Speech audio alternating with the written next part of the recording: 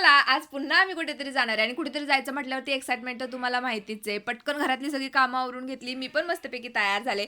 तोपर्यंत आठवलं आमच्या आहोंनी या पपई काढून ठेवल्या होत्या. आता माझ्याशिवाय तर याला कोणी हात लावणार नाही आणि असं पण नाही, ही पपई जरा गोड नाहीये. त्यामुळे म्हटलं चला याचं काहीतरी करूया.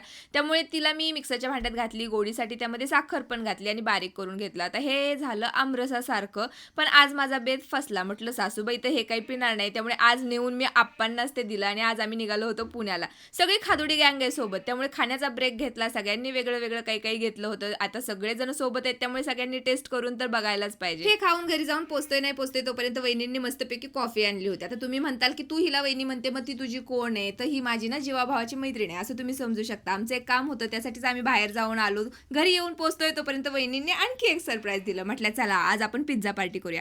आम्हाला ना धुरंधर 2 बघायला जायचंय पण पहिलाच पार्ट आम्ही बघितला नाहीये. म्हटलं चला आज आपण तो बघून घेऊया. धुरंधर 2चं नेक्स्ट टाइम प्लॅनिंग करूया. आता हे सगळं खाऊन पोट तर फुल झालंय पण पुढे हे आईस्क्रीम सुद्धा आले. चला भेटू नेक्स्ट व्लॉग मध्ये. तोपर्यंत बाय.